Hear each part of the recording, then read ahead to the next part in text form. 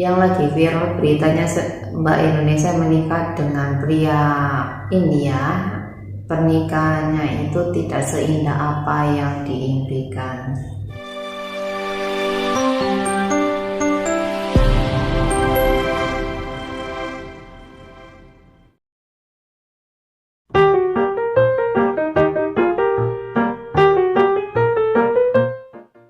Sebuah kisah nyata tentang Mbak Wiyani yang menikah di India, dan kisah hidupnya tidak se-India seperti di film-film Bollywood.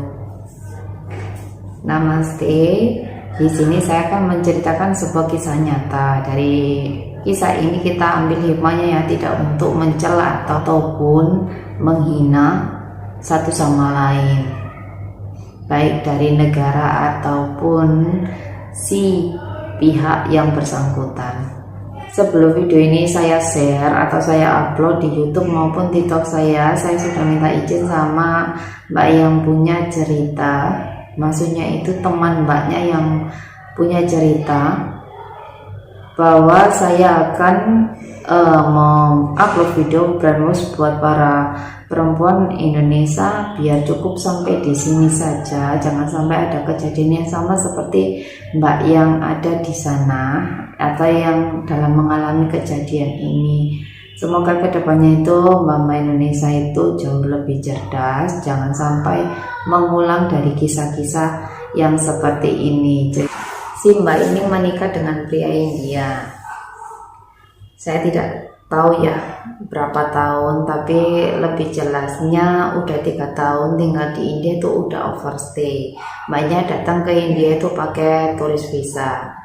Sepengetahuan saya, pakai turis visa itu tidak bisa diperpanjang kalau tidak ada dokumen-dokumen yang merekomendasikan atau mengizinkan untuk visa lanjutan tinggal di India.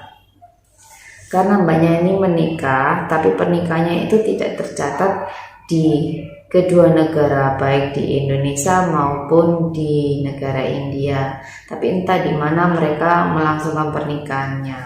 Dan Mbak ini sudah mempunyai 3 putra, seorang anak. Satu anaknya yang paling kecil itu tidak punya akte lahir karena si orang tuanya ini tidak punya dokumen atau sertifikat pernikahan. Itu punya Mbaknya ini punya masalah, dalam arti dia tidak diperlakukan suaminya dengan baik, ditempatkan di tempat kecil seperti kayak gudang gitu, diampit dengan tembok-tembok rumah tetangganya.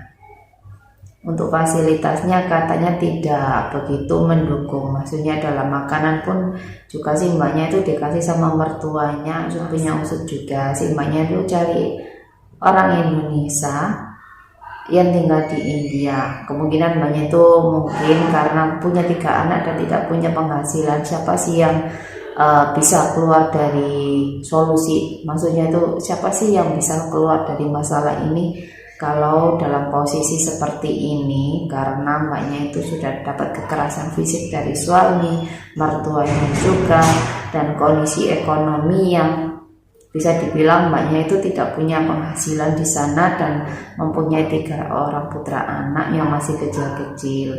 Dari ketiga putranya itu cuma 1 anak yang bisa sekolah, yang keduanya itu tidak bisa sekolah.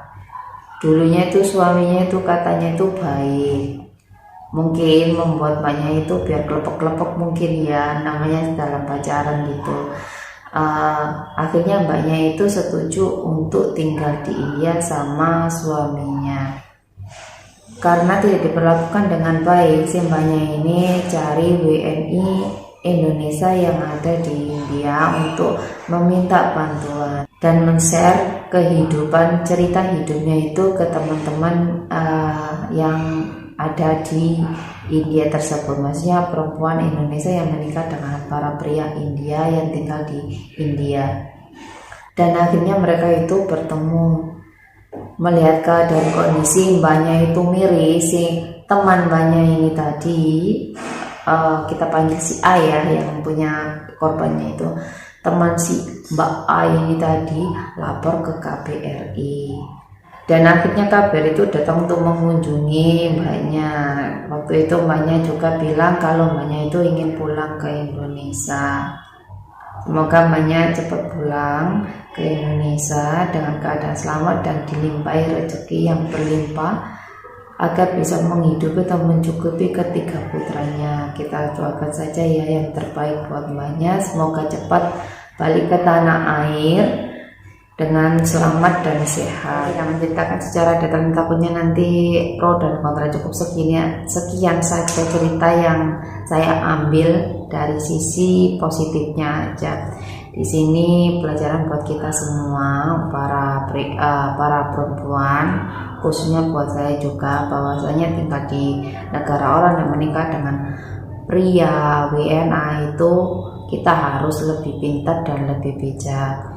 Dan ada lagi tuh saran saya buat mbak-mbak yang ingin merencanakan pernikahan, baru pertama kali kenal di sosmed, terus mau datang ke negara sang mempelai, maksudnya ke negara calon pasangan kalian tanpa melihat detail tentang background, asal muasal dan keluarganya. Buat saya itu, menurutku itu sangat rawan. Alangkah lebih banyak kalian tuh datang ke negaranya, lihat background keluarganya, terus kelakuannya seperti apa, lingkungannya seperti apa. Saya udah share video poin-poin tentang yang harus kalian teliti sebelum pernikahan itu ya, dengan para pria WNA. Itu tidak berlaku buat India saja, buat berlaku untuk para pria-pria WNA yang lainnya, karena banyak scammer-scammer juga yang merugikan diri kita sendiri. Saya harap ini video